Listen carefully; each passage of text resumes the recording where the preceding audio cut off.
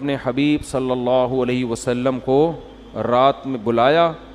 تو میں یہ عرض کر رہا تھا کہ حدیث میں تفصیل بہت زیادہ ملتی ہے کہ آپ آسمانوں پر گئے, یوسف علیہ السلام سے ملاقات ہوئی, موسیٰ علیہ السلام سے ملاقات ہوئی, عیسیٰ علیہ السلام سے ملاقات ہوئی, ابراہیم علیہ السلام سے, اور پھر اللہ نے آپ صلی اللہ علیہ وسلم کو نمازوں کا تحفہ عطا فرمایا.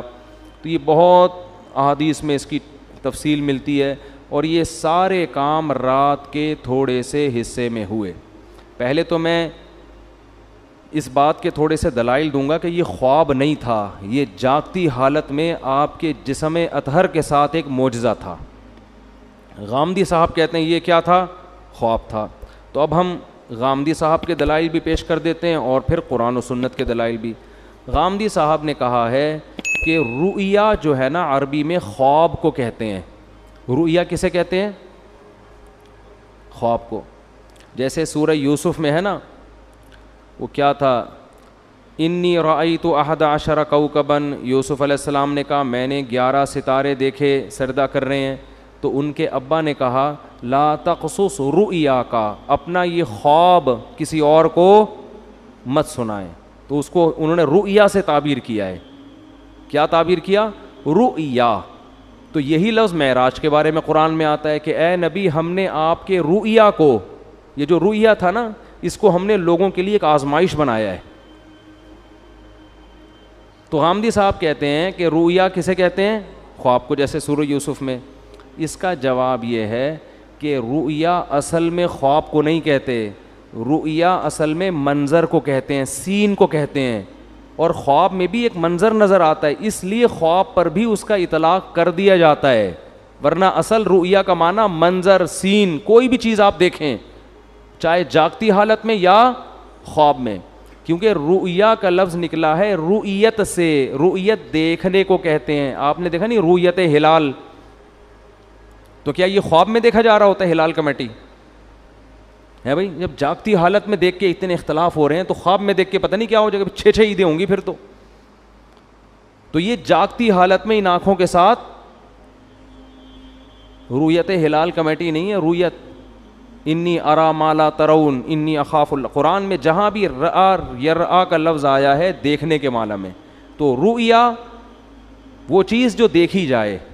اب یہ خواب میں بھی ہو سکتی ہے اور جاگتی حالت میں بھی, اس لیے اس کا اصل معنی ہوتا ہے منظر, لیکن اس کا اطلاق خواب پر بھی ہوتا ہے کیونکہ خواب میں بھی ایک سین نظر آتا ہے آپ کو, پورا ایک منظر ہوتا ہے. تو اب ہم دیکھتے ہیں کہ قرآن میں جو نبی کے لیے معراج کے لیے رؤیا کا لفظ استعمال ہوا ہے وہ خواب کے معنی میں ہے یا منظر کے معنی میں, دونوں احتمال اس میں ہیں. تو ہم قرآن ہی سے فیصلہ کروا لیتے ہیں کہ وہ حقیقت تھی یا بولو خواب تھا. قرآن میں 2 واضح قرینے, اگر ہم حدیث کو ہٹا دیں, حدیث سے تو پتہ چلتا ہے کہ یہ خواب نہیں تھا, حدیث سے تو صاف کہ براق پہ بیٹھ کے آپ جا رہے ہیں, خواب میں ان تکلفات کی کیا ضرورت ہے؟ خواب میں آپ امریکہ جاؤ ایسے ہی پہنچ جاتے ہو بغیر جہاز کے بھی. یہ جو پورا براق آ رہا ہے, جبریل آ رہے ہیں, جایا جا رہا ہے, پھر وہاں امامت ہو رہی ہے, حدیث سے تو صاف پتہ چلتا ہے. لیکن ہم قرآن میں بھی دیکھتے ہیں کہ 2 واضح قرینے ہیں جن سے پتہ چلتا ہے کہ یہاں رؤیا خواب کے معنی میں نہیں ہے. سب سے پہلے اس رؤیا کے آگے پیچھے جو آیت ہے وہ خود ہی بتا رہی ہے.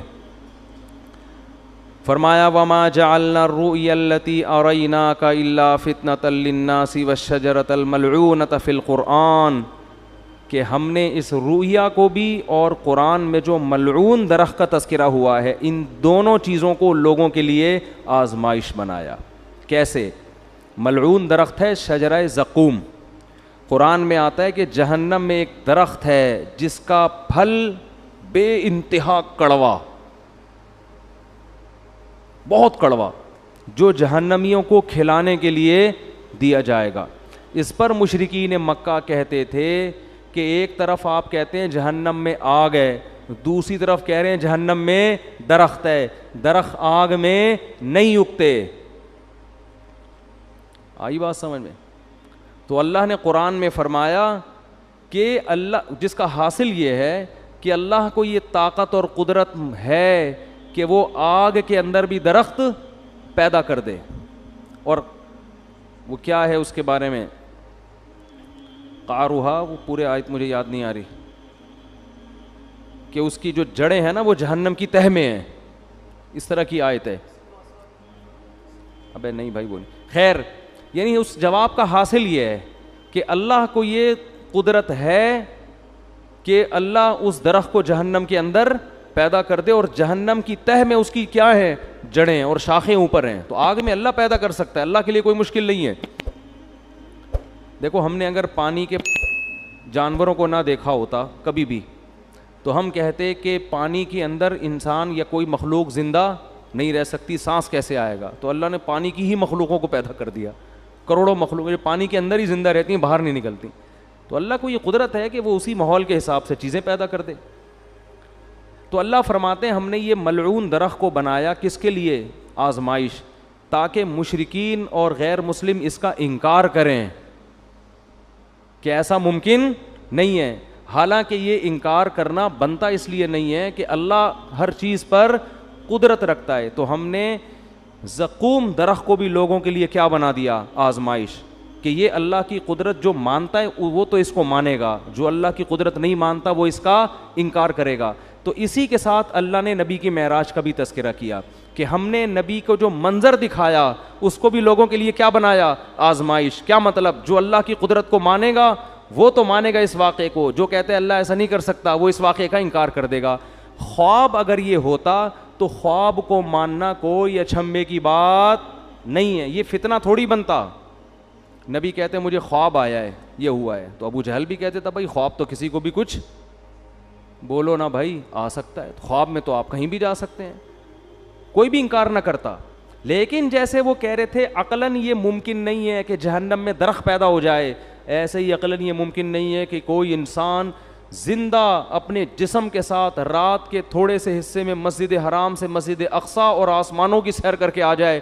اٹ ازنٹ پاسبل، یہ عقلاً ممکن نہیں ہے. تو اللہ کہتے ہیں دونوں چیزیں تمہارے لیے آزمائش ہیں. خدا کی قدرت کو مانو گے تو دونوں پہ یقین کرو گے، نہیں مانو گے تو دونوں کا انکار کرو گے. تو یہ بہت بڑی دلیل ہے کہ یہاں رؤیا سے مراد معراج میں حقیقت ہے جسم کے ساتھ، خواب اس سے مراد نہیں ہے، ورنہ یہ آزمائش نہ ہوتا. دوسرا قرآن میں واضح اشارہ کیا، وہ تو صراحت ہے. سورہ بنی اسرائیل شروع ہو رہی ہے، سبحان الذی، پاک ہے وہ ذات، اسرا بعبدہ، جو اپنے بندے کو رات کے تھوڑے سے حصے میں لے گیا، من المسجد الحرامی الی المسجد الاقصیٰ، مسجد حرام سے مسجد اقصیٰ. یہاں اللہ نہیں کہہ رہے کہ میں نے خواب میں لے گیا ہوں. میں جب میں کہتا ہوں کہ میں رات کو کے تھوڑے سے حصے میں آپ کو یہاں سے وہاں لے گیا، تو اس کا مطلب کیا ہوتا ہے؟ لے کر گیا یا خواب دکھایا ہے بھائی؟ آپ کہہ رہے ہو کہ بھائی دیکھو میں تمہیں اپنے ساتھ ملیشیا لے کر گیا تھا اور میں نے تمہیں وہاں گھمایا اور پھرایا، پھر میں تمہیں وہاں تم دبئی کی اب کوئی آدمی کی نئی نئی شادی ہوئی ہے، فرض کر لو، بیگم کو ہنی مون کے لیے مری لے کر گیا، بعد میں پھڈا ہو گیا، بیگم کو کہہ رہا ہے دیکھو میں تمہیں اپنے ساتھ اس دن مری لے کر گیا تھا، پھر میں تمہیں نتھیا گلی کی میں نے تمہیں سیر کرائی، پھر میں وہاں سے ہم نے ٹن مارا ادھر کی طرف، ہم مڑے سوات مردان کی معلم جبہ ہے کیا ہے، بہرحال جو بھی ہے، وہاں سے ٹن مار کے اسلام آباد سے ہم اگلی فلائٹ سے واپس آئے. کوئی بندہ وہاں بیٹھا ہوا کہہ رہا ہے یار آپ بھابھی سے اتنی محبت کرتے ہو؟ ہاں جی میں تو بہت محبت کرتے، بہت اچھا خواب دکھایا آپ نے بھابھی کو. آپ بولو گے تمہارا دماغ خراب ہو گیا، میں خواب کی باتیں کر رہا ہوں، میں کہہ رہا ہوں میں لے کر گیا. تو جب کوئی عام آدمی یہ بات کرتا ہے، دوسرا اس کو خواب کہے گا، تو آپ کو غصہ آئے گا کہ نہیں آئے گا؟ اللہ سورہ بنی اسرائیل شروع اس طرح سے کر رہے ہیں، سبحان الذی، پاک ہے وہ ذات، اسرا بعبدہ، جو اپنے بندے کو لے گیا، لیلاً، رات کے تھوڑے سے حصے میں. یہ تنوین تقلیل کے لیے، تھوڑے سے حصے میں بھی اللہ اپنی قدرت دکھا رہا ہے. خواب کا تذکرہ ہوتا تو نہ رات کہنے کی ضرورت تھی، نہ رات کا تھوڑا حصہ کہنے کی ضرورت تھی. سمجھ میں نہیں آ رہی بات؟ دوسری بات، تیسرا قرینہ، اللہ اس آیت کو شروع کر رہا ہے سبحان الذی، ہر عیب سے پاک ہے وہ ذات. اس میں اللہ اپنی قدرت بتا رہا ہے کہ تمہیں عجیب سا لگے گا کہ رات کے تھوڑے سے حصے میں کوئی بندہ مسجد حرام اور مسجد اقصیٰ سے ہو کے واپس بھی آ جائے. اٹ ازنٹ پاسبل، یہ ممکن نہیں ہے. تو اللہ آیت شروع کر رہا ہے سبحان الذی، اللہ ہر عیب سے پاک ہے، وہ عاجز نہیں ہے کہ کچھ کرنا چاہے تو اس کو اسباب کے تانے بانے جوڑنے پڑے، ٹائم دیکھنا پڑے، بھائی اتنے ٹائم میں تو یہ ممکن نہیں ہے، اس لیے اللہ عیب سے پاک ہے۔ تو یہ تیسرا قرینہ ہے، خواب ہوتا تو اللہ سبحان اللہ کا ذکر نہ کرتا۔ عجیب چیز کو دیکھ کے ہم کہتے ہیں نا سبحان اللہ، اچھی کہو کہتے ہیں، وہ کون پنجاب میں جب تقریر ہوتی ہے کہتے ہیں اچھی کہو سبحان اللہ، تو انہوں نے کوئی بڑا ٹیکنیکل پوائنٹ مارا ہوتا ہے۔ خوابوں کی باتوں پہ کوئی اتنا زیادہ نہیں ہوتا سبحان اللہ، ٹھیک ہے نا۔ تو اللہ فرما رہے ہیں کہ یہ تین واضح قرینے قرآن مجید میں، لِنُرِيَهُ مِنْ آیَاتِنَا، تاکہ ہم محمد صلی اللہ علیہ وسلم کو اپنی نشانیاں بتائیں۔ تبھی تو مشرکین نے انکار کر دیا، یہ نہیں ہو سکتا۔ اگر خواب کی بات ہوتی تو وہ انکار نہ کرتے، پھر جب انکار کیا تو اللہ فرماتے ہم نے اس واقعے کو آزمائش بنایا۔